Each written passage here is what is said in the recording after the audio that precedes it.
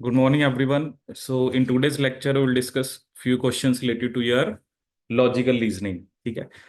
तो इसमें देखते हैं कई बार जैसे क्वेश्चन आता है तो उसके अंदर हमें बेसिकली लॉजिकल रीजनिंग पे बेस्ड क्वेश्चंस होते हैं कि जिसमें आपको जनरली कोई ना कोई लॉजिक लगाना होता है. तो चलिए देखते हैं इस पे बेस्ड क्वेश्चंस. अब जैसे ये एक क्वेश्चन आपके सामने. तो क्वेश्चन क्या है कि in a round robin tournament. ठीक है. Each team each team plays with all other teams once. ठीक है. मतलब ये होता है, ये ऐसा टूर्नामेंट होता है जिसके अंदर जो एक टीम है वो दूसरी टीम के साथ एक ही मैच खेलती है. ठीक है. Between 8 teams. ठीक है. हमें टीम्स कितनी दे रखी हैं? 8. ठीक है. ए विद, यहाँ पे विन होना चाहिए कि अगर तो एक एक टीम विन करती है तो उसको कितने पॉइंट मिलते हैं? आपके 3 पॉइंट्स. ठीक है. और ड्रॉ से कितना पॉइंट देता है? 1. ठीक है. अगर कोई टीम जीत रही है तो उसको कितने पॉइंट्स मिलते हैं? 3. और ड्रॉ देता है 1. ठीक है. अब वो कह रहा है after each team had played 4 matches the total of the points of the teams was 34. कहते हैं जब सभी टीम्स ने 4 4 मैच खेल लिए तो जो टोटल पॉइंट्स का जो सम आ रहा है वो कितना आ रहा है? 34. You have to tell the number of drawn games among those played till then was. कितने गेम्स हुए हैं जो ड्रॉ हुए हैं? मतलब हर एक टीम ने जब 4 मैच खेल लिए तो 34 पॉइंट्स हैं टोटल, जो उनकी जो भी टैली है, नंबर टैली है. आपने ये बताने कि कितने गेम्स जो हैं वो आपके ड्रॉ हुए हैं.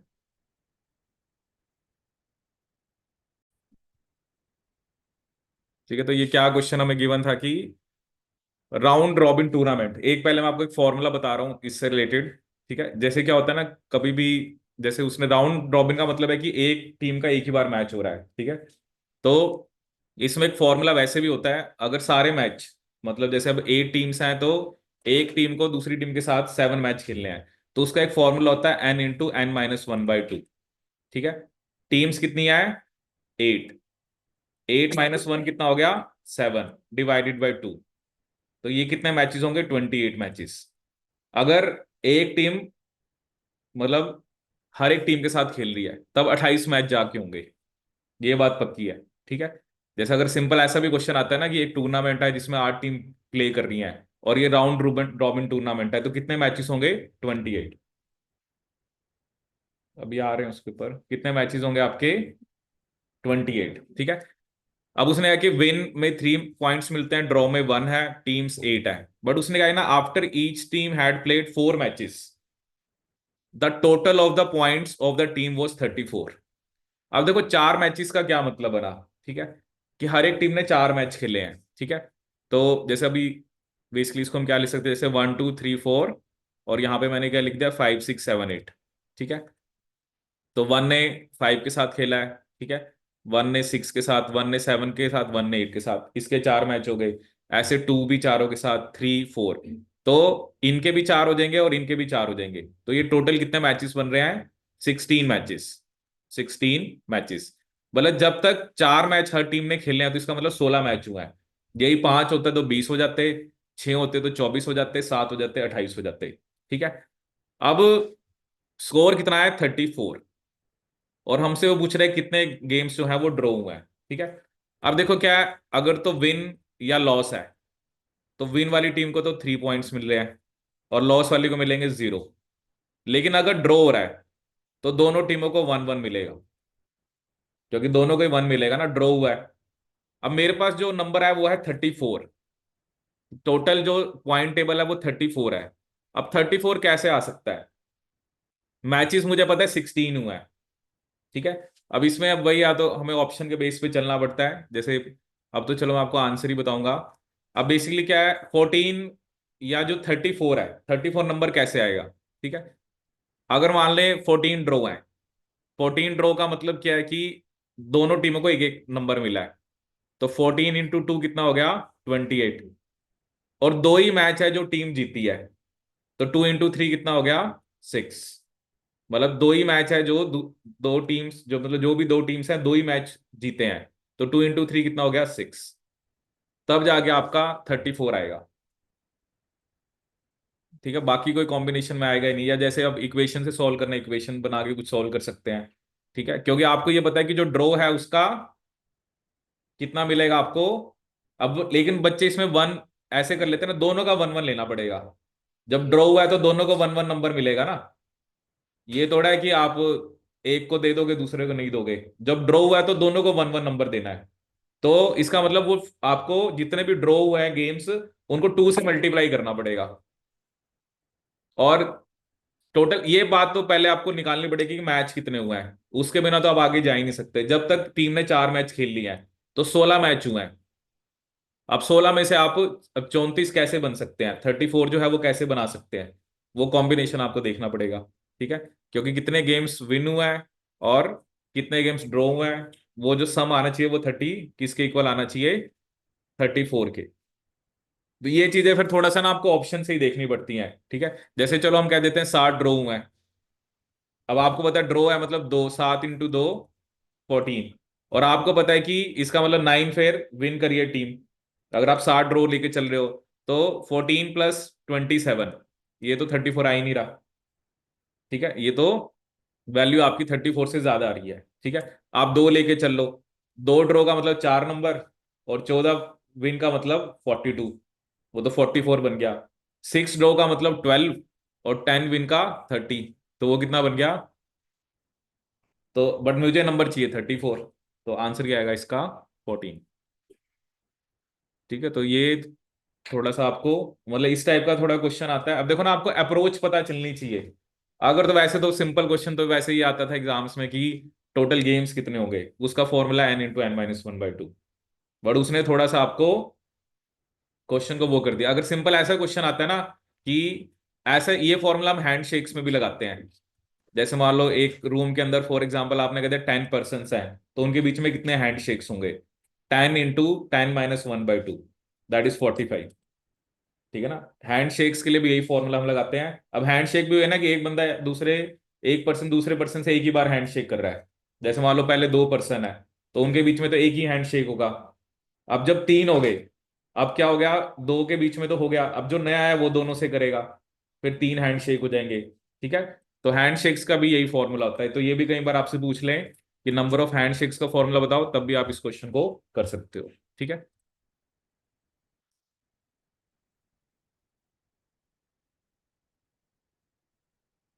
अब ये इस टाइप का एक क्वेश्चन आता है एग्जाम में। ABCDE are members of a family. ठीक है, वो कह रहा है जो ए है वो डॉक्टर है। ठीक है, and is wife of a lawyer B. ठीक है, and wife of a lawyer, बस ये लॉयर तक की लाइन है। B is the brother of C and husband of a teacher. जो बी है वो सी का ब्रदर है और एक जो टीचर है, and husband of a teacher.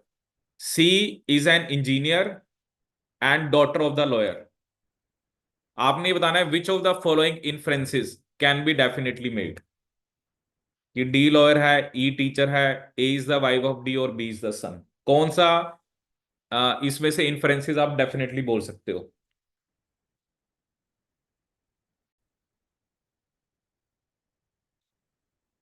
ठीक है, तो चलिए देखते हैं इस क्वेश्चन को। देखो इसमें क्या ना, अब आप लिख सकते हो जैसे आपको पता है कि जो ए है, ठीक है, हर एक के बारे में जो इन्फॉर्मेशन हमें गिवन है वो हम लिख सकते हैं।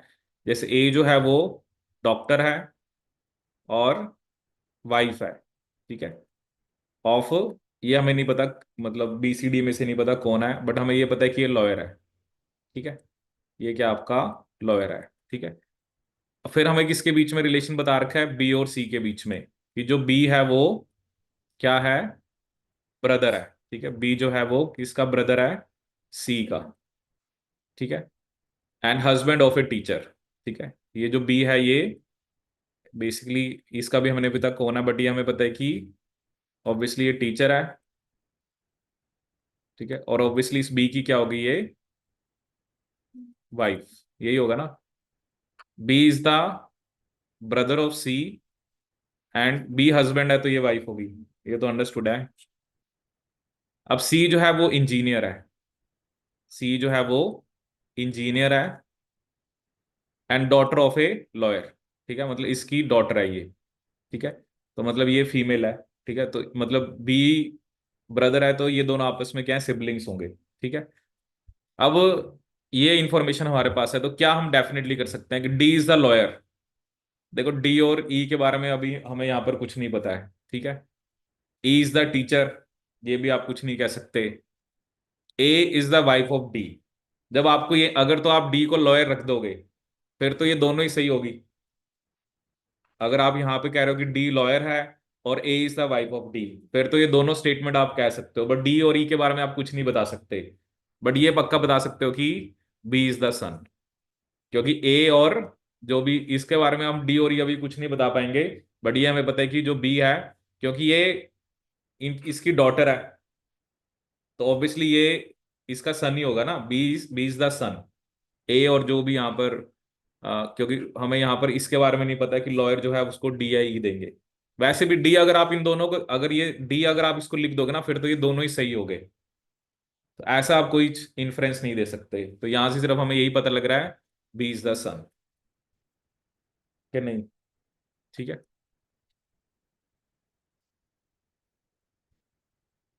अब ये तो चलो आप प्रैक्टिकल करके देखना। वैसे जैसे ये क्या ना, आपके पास मान लो एक इसमें क्वेश्चन क्या था कि एक स्क्वायर पेपर है, उसको आपने फोल्डेड करा twice to a square shape. ठीक है। तो पेपर पहले स्क्वायर है, उसको आपने पहले एक बार फोल्ड करा और फिर दूसरी बार फोल्ड करा, ताकि जो एरिया है वो वन फोर्थ हो जाए। फिर वो कह रहा है कि आपने दो इक्विलेटरल ट्रायंगल और सर्कल, दो ऐसे इसको कट करना है। ठीक है। अब वो पूछ रहा है कि ऐसा करने के बाद जब आप उसको फुली अनफोल्ड करोगे तो क्या पैटर्न आएगा।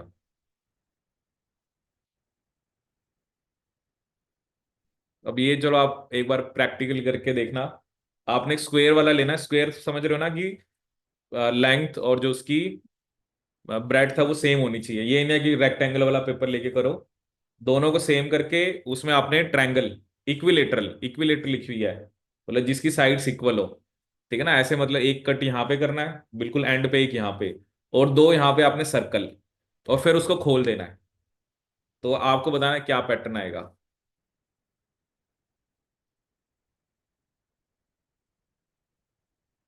कर सकते हैं ऐसे कुछ जज।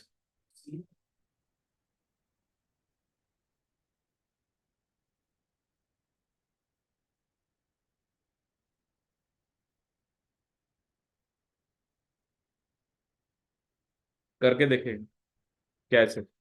Sir A. A.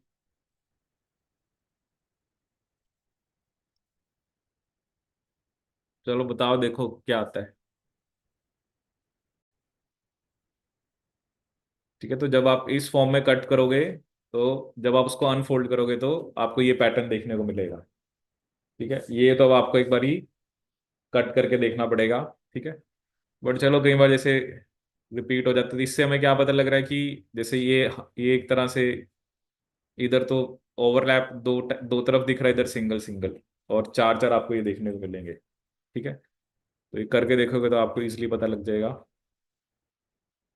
But your paper has to be in, मतलब it has to be square. ठीक है। अब नेक्स्ट क्वेश्चन क्या है। If 6 students occupy a bench, one bench will be left completely unoccupied. If 5 students occupy each bench, instead, one student will not find a seat. The number of students is,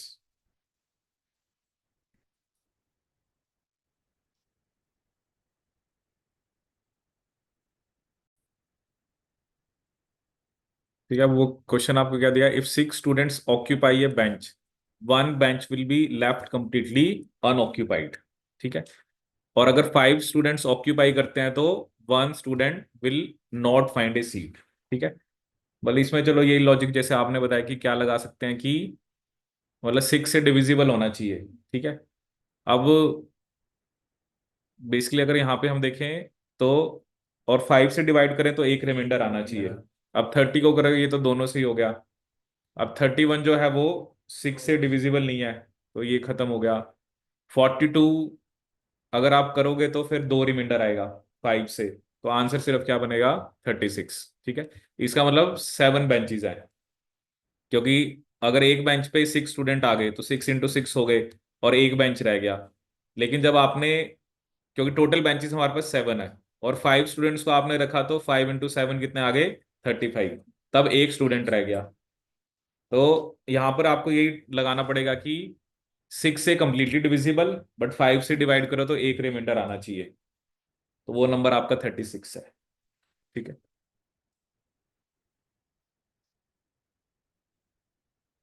ठीक है, अब next question हमारे पास क्या है आपका कि which of the following corresponds to X Y and G respectively in the following square where sum of elements in each column, row and diagonal is the same।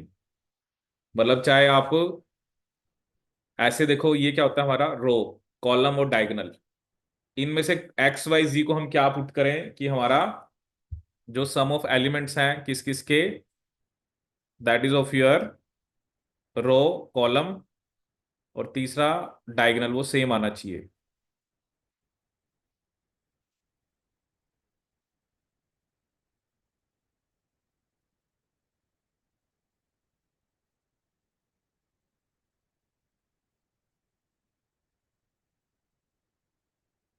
तो इसमें या तो वैल्यूज पुट करके देखो आप, यही क्वेश्चन था ना सेम।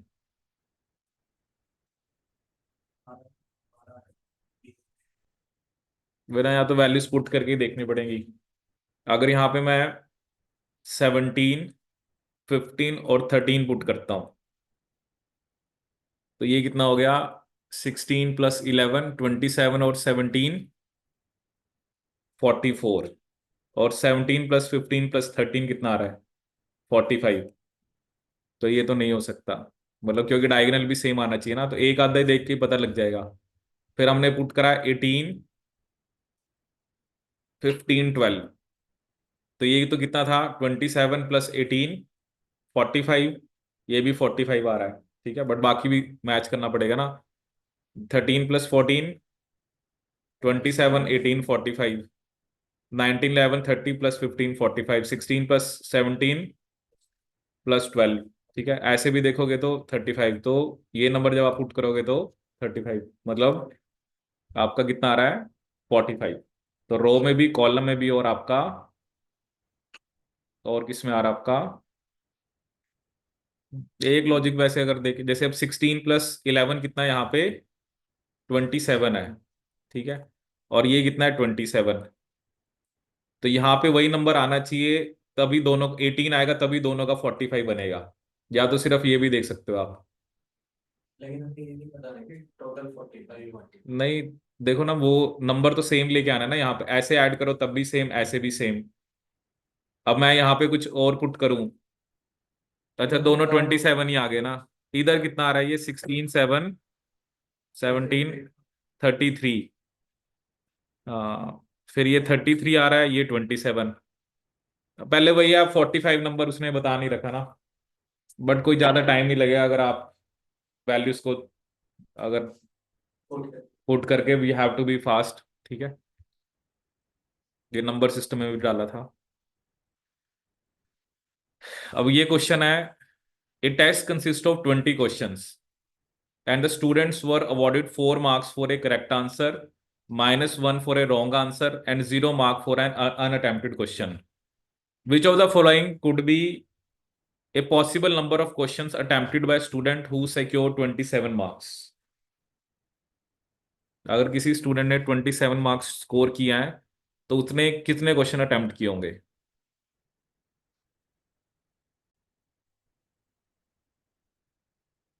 ठीक है, तो इस क्वेश्चन में आपको 20 क्वेश्चंस हैं और 4 मार्क्स दिए गए हैं करेक्ट के लिए, -1 for wrong and 0 for unattempted. तो कितने क्वेश्चंस अटेम्प्ट किए होने चाहिए कि 27 मार्क्स आए? ठीक है, तो वही है, इसको तो थोड़ा सा आपको, अब 27 मार्क्स जनरली माने तो, जैसे अगर 4 मार्क्स का क्वेश्चन है, ठीक है, तो अगर 7 एक क्वेश्चन वो सिर्फ सही करे, तब जाके उसके 28 आएंगे, 7 क्वेश्चन। ठीक है, और मान लो एक गलत कर दे, तब 27 आ सकते हैं। बट उसके लिए तो 8 तो जैसे यहाँ पर है ही नहीं ऑप्शन में। ठीक है, तो थोड़ा सा आपको ये देखना पड़ेगा। अब 27 मार्क्स लाने के लिए, जैसे अभी मैंने जनरली क्या माना कि 7 क्वेश्चन वो सही कर दे और एक गलत कर दे। तो इसके लिए तो 8 ही क्वेश्चन करने पड़ेंगे। ठीक है, लेकिन 8 तो है नहीं, ऑप्शन 15, 16, 17, 18 है। तो मतलब आपको, जैसे मान लो अगर आपके कोई भी आज जैसे रैंडमली ले लेते हैं, जैसे 16 क्वेश्चन है। अब 16 क्वेश्चन 27 के आसपास पहुंचना है। इसका मतलब उसने मान लो 8 सही करे, 8 गलत, तो 24 बनेंगे। और 9 सही करे, 7 गलत करे, तो 29 बनेंगे। हाँ, ये कॉम्बिनेशन आपका 18 में बनेगा, जिसमें 9 करेक्ट और 9 गलत। क्योंकि 9 × 4 36 -9, तब आपका 27 बन रहा है। तो उसने 18 क्वेश्चन अटेम्प्ट करे हैं, 9 सही है, 9 गलत है। ठीक है।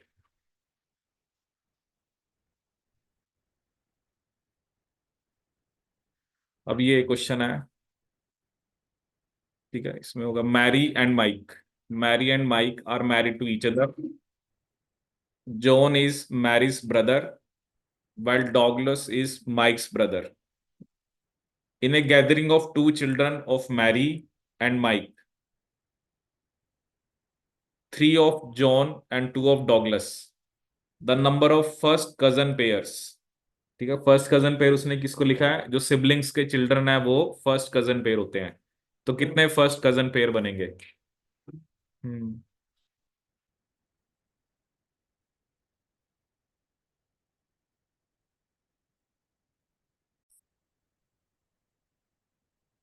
ठीक है, तो क्या लिखा? Mary and Mike, they married to each other. ठीक है। अब जो जॉन है वो मैरी का ब्रदर है, और जो डॉगलेस है वो माइक का ब्रदर है। In A gathering of to children, मतलब इनके तो दो चिल्ड्रन हैं, मैरी और माइक के। ठीक है, जॉन के 3 हैं और डॉगलेस के 2 हैं। तो पूछ रहा है कि the number of first cousin pair. ठीक है। अब जैसे इसके दो बच्चे हैं ना, तो मतलब इधर से मतलब पेयर्स बनाने हैं, तो इसका 1 1 1 2 1 3, तो 2 × 3 6 पेयर बनेंगे। ठीक है, 6 पेयर यहां से आ गए और 4 यहां से आ गए। तो क्या आंसर होगा? 10। तो कितने फर्स्ट कजन पेयर होंगे आपके? 10। ठीक है।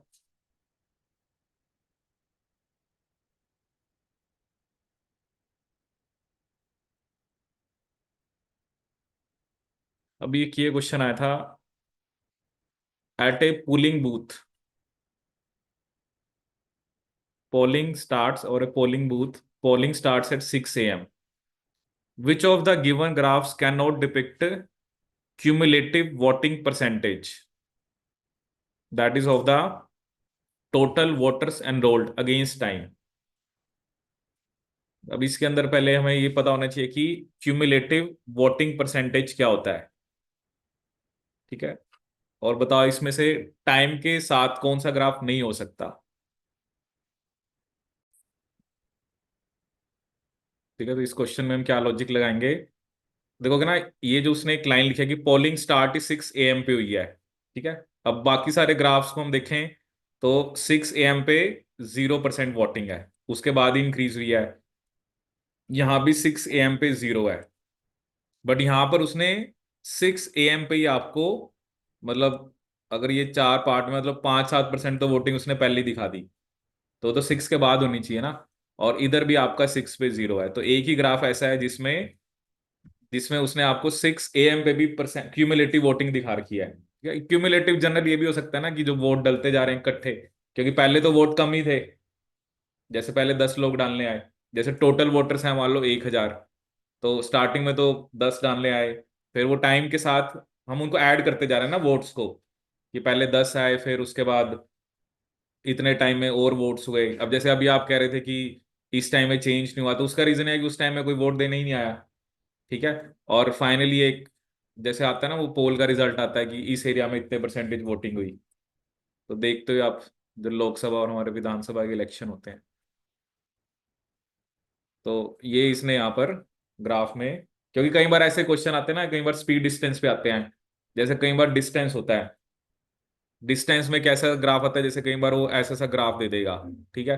तो उसमें कई बार क्या होता है ना, वो एक टाइम पे ना दो पोजीशंस दिखा देता है डिस्टेंस टाइम के बीच में, वो भी अभी हम आगे करेंगे। तो उसमें ये होता है कि एक एक टाइम पे बंदा दो पोजीशंस पे तो हो ही नहीं सकता, तो ऐसे ग्राफ फिर गलत हो जाते हैं उसमें ना, बट वो स्पीड डिस्टेंस के होते हैं। अभी वो देखेंगे कि एक्चुअली ये ना दो टॉपिक होते हैं, एक लॉजिकल रीजनिंग, एक होता है डाटा इंटरप्रिटेशन। डाटा इंटरप्रिटेशन में कई बार ग्राफ दिया होता है, जैसे इक्वेशन दी होती है, और वो आपको ना पूछता है कि कौन सी इक्वेशन सही बता रही है। तो आप क्या ना वैल्यूज पुट करके देख लेते हो कि इसकी वैल्यू इतनी है, तो ग्राफ में अगर एक्स की वैल्यू मैं इतनी पुट कर रहा हूं तो वाई कितनी वैल्यू आ रही है, तो वो इक्वेशन बन जाती है, ठीक है।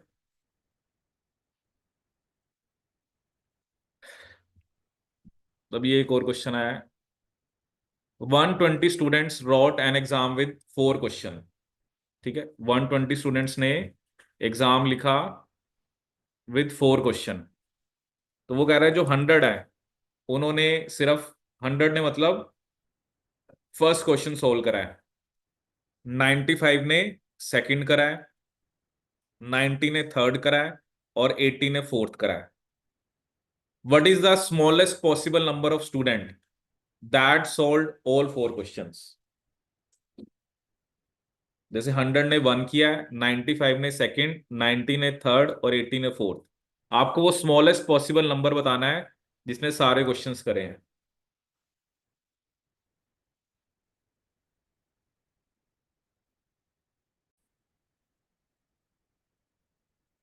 ठीक है, तो क्या क्वेश्चन आपको गिवन है कि 120 students wrote an exam with 4 question, ठीक है।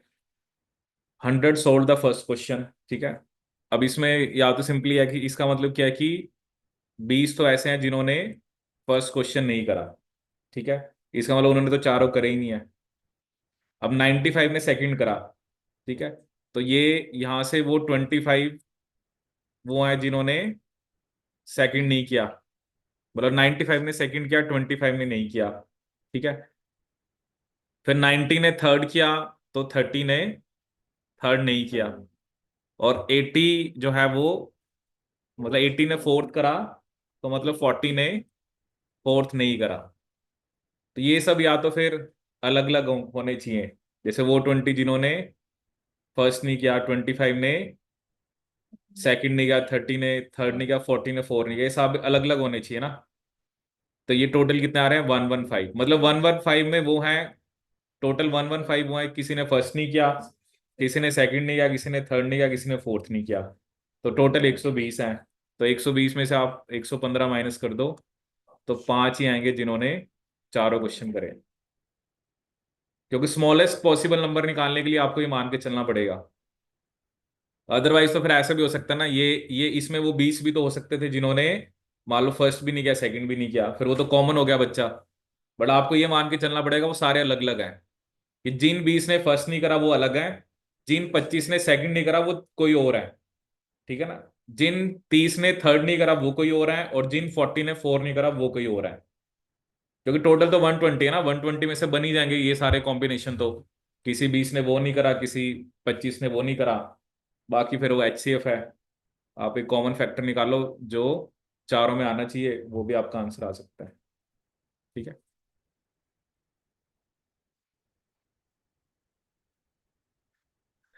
नेक्स्ट क्वेश्चन है, ए टोटल ऑफ 20 बॉयज के लिए 20 टॉयज होना चाहिए। एक तो पता नहीं टाइपिंग में ना, 20 toys of a child are to be put in a box. Every 30 seconds, two toys are put on inside, but one is thrown out by the child. How much time will it take to put all toys in the box for the first time?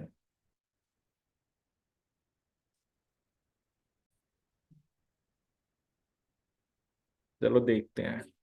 तो 20 toys हैं, every 30 seconds two toys are put inside while one is thrown out by child। तो अगर हम startup कहाँ से करें, zero से, तो अब पहले 30 सेकंड लिखें।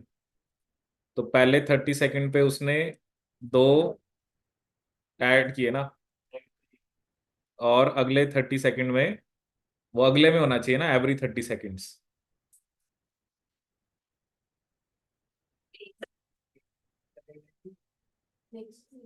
Every 30 seconds 2 toys are put inside but one is thrown out.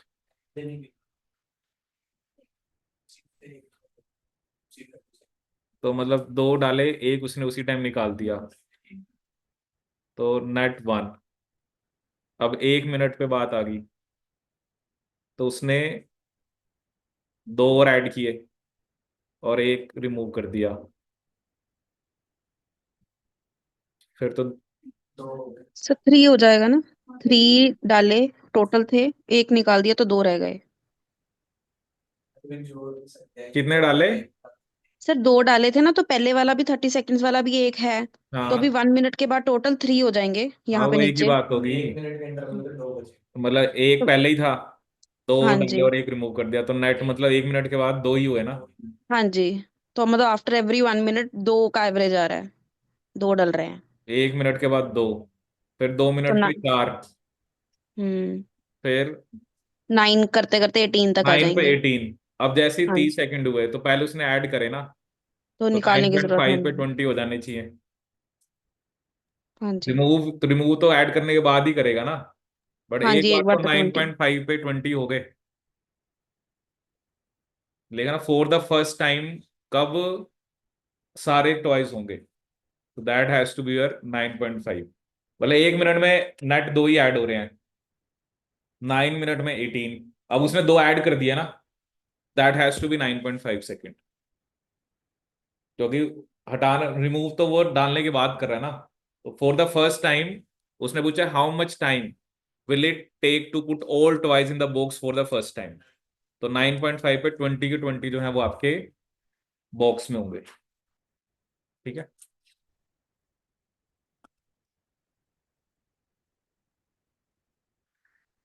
अब ये क्वेश्चन ये है कि a palindrome is a word that reads the same backwards and forwards. For example the word level is a palindrome if we allow to construct words that need not have a meaning, then in how many different ways can we construct a few letter palindrome using English alphabets?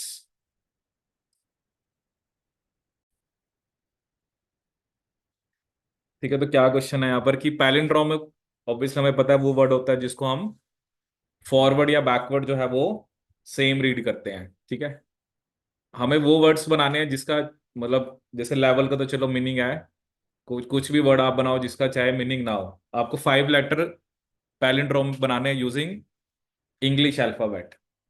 तो हमें पता है कि English alphabet कितने होते हैं, 26। ठीक है, तो कौन सा वर्ड बनाए बताओ 5 लेटर वाला, कोई वर्ड कुछ भी बोल दो।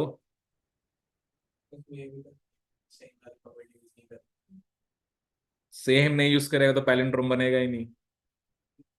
आप अल्फाबेट बोलो कोई भी। नहीं ना। नहीं तो मैं कह रहा हूँ कि लिखा हुआ है कि तुम सेम अल्फाबेट 5 बार यूज कर सकते हो पैलिंड्रोम का। हम्म। पैलिंड्रोम तो 5 बार नहीं लिखेंगे, वो भी पैलिंड्रोम ही होगा। हम्म।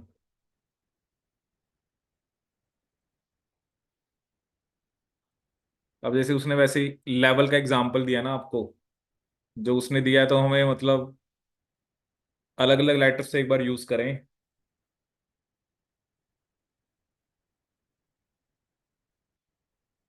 है मतलब इसमें वैसे उसने हमें 3 लेटर यूज करे हैं उसने। तो जैसे हम लिखें ABCBA। ठीक है, ABCBA, ABCBA। मतलब देखो ना, जैसे उसने आपको एग्जाम्पल दिया वर्ड का वैसे ही आपको बनाना पड़ेगा। ठीक है, अब यहाँ पर आपको मतलब यहाँ पर ऑप्शन है कि आप 26 में से कोई भी रख सकते हो। ठीक है, दूसरी जगह पे भी आपको ऑप्शन है कि आप 26 में से कोई भी रख सकते हो। ठीक है, तीसरी जगह भी आपको ऑप्शन है कि आप 26 में से कोई भी एक रख सकते हो। कोई भी रख सकते हो ना आप। लेकिन आपको ये ध्यान रखना ना, अगर आपको पैलिंड्रोम बनाना है तो आपको वही लिखना पड़ेगा जो आपने यहाँ पे लिखा है। तो वहां पर तो आप कोई डिफरेंट लिख ही नहीं सकते, तो वहां पर तो फिर एक ही पॉसिबिलिटी है और इधर भी एक ही पॉसिबिलिटी है। तो आंसर आएगा 26 इंटू 26 इंटू 26। फिर फोर्थ और फिफ्थ पोजीशन के लिए आपके पास पॉसिबिलिटी नहीं है कोई, आपको वही पुट करना पड़ेगा जो आपने फर्स्ट और सेकंड पे पुट किया है। फिर पैलिंड्रोम तो बनेगा ही नहीं है। फालतू क्वेश्चन क्या होता है? फालतू क्वेश्चन है, गलत हो गया तो फालतू हो गया। सर पर अगर जैसे 5 वर्ड बोला है तो रिपीट, अब जैसे ट्रिप मैं 5 टाइम्स ई लिख दूं, वर्ड का मतलब तो नहीं है, आप बट देखो ना, पैलिंड्रोम जैसे तो वो उसने भी आपको है। वर्ड दिया आपको वही लेके चलना है ना। जैसे ओके। उसने आपको एक वर्ड दिया है, उसको, जो उसने आपको दिया उसी के हिसाब से आप उसको प्रूव करो ना। ऐसे तो आप सारे अल्फाबेट लिखी जाओ। अगर सारे ए लिखने हैं, या उसमें तो क्या आ गया, आप फर्स्ट पोजीशन पे आपने कहा कि 26 में से ए होना चाहिए, फिर तो आगे ए ही रखना है, फिर तो चाहे उसको 111 लिख दो, क्योंकि पैलिंड्रोम तो तभी बनेगा ना। फिर वहां पे 26 क्यों लिखोगे आप, अगर आप कह रहे हो कि सारे ए होने चाहिए। तो आपने कहा कि यहाँ पे ए भी हो सकता है, बी भी, कुछ भी हो सकता है, बट यहाँ पे तो सारे फिर आपको ए ही रखने पड़ेंगे ना, अगर आप इसको, आपने इसको पैलिंड्रोम बनाना है। फिर तो इंटू वन, फिर वो वाले तो 26 ही बनेंगे, सारे ए सारे बी सारे सी सारे डी, फिर वो तो 26 ही बनेंगे बस। उसमें फिर आप उसको 26 इंटू 26 क्यों लिखो, अगर मैंने यहाँ पे बी लिख दिया, फिर वो, फिर थोड़ा वो ये वाला थोड़ा रह गया। हमें जैसे उसने एग्जाम्पल दिया उसी को हमें कोट करना है। जैसे एल, यहाँ पर आप 26 में से कोई भी लिख सकते हो, ठीक है। फिर यहाँ पर आपका, यहाँ पर भी पॉसिबिलिटी है, यहाँ पर भी है, और बट ये जो दो हैं ये वही होने चाहिए जो आपने फर्स्ट और सेकंड पे लिखे हैं। तो इसलिए आंसर इसका आएगा 26 इंटू 26 इंटू 26, कि नहीं। जैसे क्या होता है ना क्वेश्चन में, जैसे उसने आपको एग्जाम्पल दिया आपने उसी हिसाब से चलना है। वो कहता है चलो वर्ड को भी बनाओ, चाहे मीनिंग है चाहे नहीं है। जैसे आपने कहा EBCBA, ठीक है, तो आपके पास मतलब 26 अल्फाबेट्स में से, मतलब यहाँ पर तो आप कुछ भी लिखते, एक एक ए के बाद आप जैसे कह रहे हो कि हमने कोई और लेटर लिख दिया, ठीक है, आपने डी लिख दिया, आपने फिर बी लिख दिया, बट यह है कि जो यहाँ पे लिखा है फिर वही आपको दोबारा लिखना पड़ेगा, तभी वो क्या बनेगा आपका, डी और ए। तो ADBDA, ADBDA, तब 6 लेटर में फिर आपको फिर दोबारा वी लिखना पड़ेगा ना, नहीं फिर क्या लिखोगे। 6 लेटर जैसे वैसे तो हम लिखते हैं जो GATTC, नॉर्मल हम लिखते हैं, तो ये पैलिंड्रोम, बट ये होता है ना वो हम दूसरे स्टैंड में देखते हैं फिर। जैसे एक वर्ड होता है मलयालम, ऐसे उसमें भी क्या होता है, ऐसे रीड करो ऐसे रीड करो ऐसे, इंग्लिश में तो वर्ड साइंस ही, वो तो ज्यादा वाले भी हो सकते हैं। अब मलयालम वर्ड के अंदर ऐसे वो तो उससे भी ज्यादा है, उसके अंदर फिर आपको MALA, फिर उसमें देखना पड़ेगा, जैसे उसमें ए ही 2 बार जैसे रिपीट हो रहा है, फिर वो अलग अलग केसेस बनेंगे, वो फिर और कॉम्प्लेक्स होता जाएगा ना, उसमें फिर सारे कॉम्बिनेशन देखने पड़ेंगे। मतलब जैसे उसने आपको एग्जाम्पल दिया ना आपने उसी हिसाब से चलना है। ऐसे तो आप अलग अलग वर्ड्स बनाओगे, फिर उसमें तो आपको अलग अलग कॉम्बिनेशन, उसने आपको दिया लेवल, तो मेरे को आंसर उसी हिसाब से देखना है कि अगर ऐसा मैं कोई वर्ड बनाऊं जिसमें पहले 3 लेटर क्या होने चाहिए, डिफरेंट, वो कोई भी हो सकते हैं, ठीक है। बट जो बाकी दो हैं वो वही होने चाहिए जो फर्स्ट और सेकंड पोजीशन पे है। तो हमें जैसा उसने एग्जाम्पल दिया हमें उस हिसाब से आंसर करना पड़ेगा, ठीक है। 6 वाले में कैसे?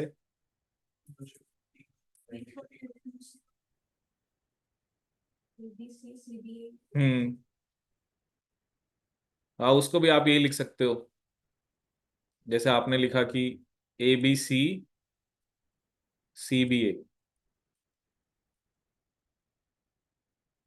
उसमें फिर आप 26 इंटू 26 इंटू 26, क्योंकि यहाँ पर आपको वही रखना पड़ेगा कि जो आपने यहाँ पे रखा है वही आपको चाहिए, ठीक है, तभी जाके वो क्या बनेगा आपका पैलिंड्रोमिक, ठीक है। 26 हम इसलिए लिख रहे हैं ना, आपके पास कोई भी मतलब ऑप्शन आप कुछ भी रखो यहाँ पे, ठीक है, जैसे मैंने ए रखा, आप यहाँ पे बी रख सकते हो, यहाँ पे फिर ए रख दो, तो you have all the options. जैसे आपने वो भी कहा ना, जैसे आपने कहा कि चारों सारे हम ए रख दें, बट वो भी केसेस फिर वो उस केस में फिर वही है ना, फिर ऐसा वर्ड तो नहीं बनेगा ना, वो फिर अलग केस चला जाता है, ठीक है। ये जैसे हम प्रोटीन्स वगैरह में भी ऐसा डिस्कस करते हैं। जैसे एक मैं आपको दिखा, एक पता नहीं मैंने आपको कराया था नहीं कराया था क्वेश्चन। जैसे एक होता है, मान लो मैंने लिखा ग्लाइसिन, एलेनिन, एलेनिन ग्लाइसिन, ठीक है।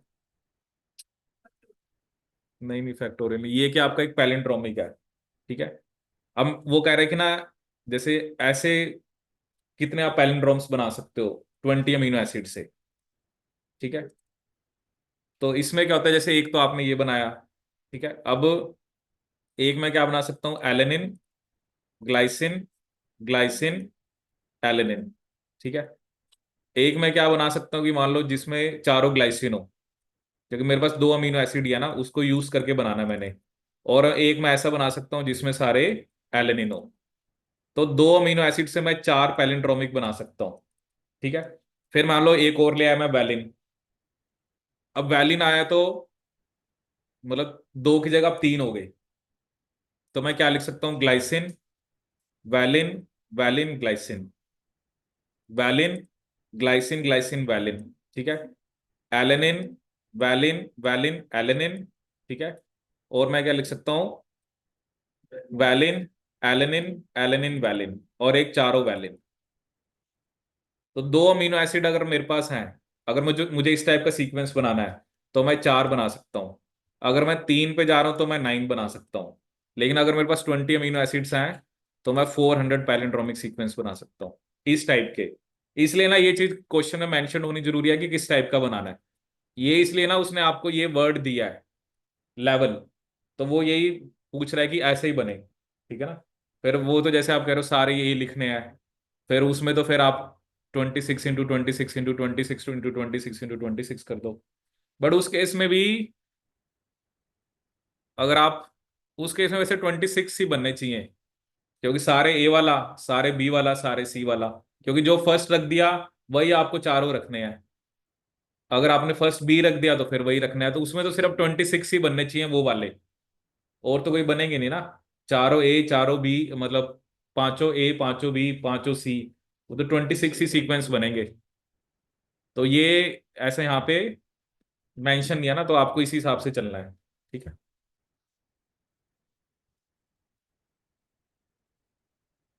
चलो ये क्वेश्चन और करते हैं, बाकी फिर आप कुछ क्वेश्चन ट्राई करना। In a queue, A stands 14th from the front, B 17th from the last, C is exactly at the middle of the queue with 16 persons behind him and A. How many persons are between B and C?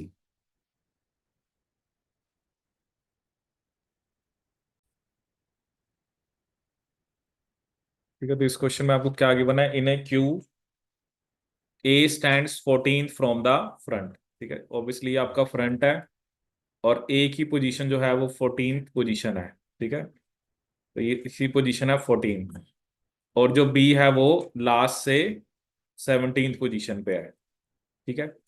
C is exactly at the middle of the queue, ठीक है। C is exactly at the middle of the queue with 16 persons between him and A। मतलब इन दोनों के बीच में कितने persons हैं, 16, ठीक है।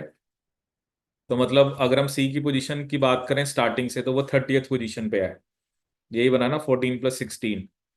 और जो आपका B है, ठीक है ना, B जो है वो 17th फ्रॉम लास्ट है, ठीक है। और ये बिल्कुल मिडल में है ना, तो ये 30th पोजीशन पे है। तो इन दोनों में कितने परसेंट का गैप हुआ, so 30 - 17 which comes out to be 13। So 13 is the right answer, ठीक है। तो ये चलो कुछ क्वेश्चंस हमने डिस्कस किए, बाकी चलिए और फिर इसमें क्वेश्चन जो है वो हम डिस्कस करेंगे नेक्स्ट क्लास में।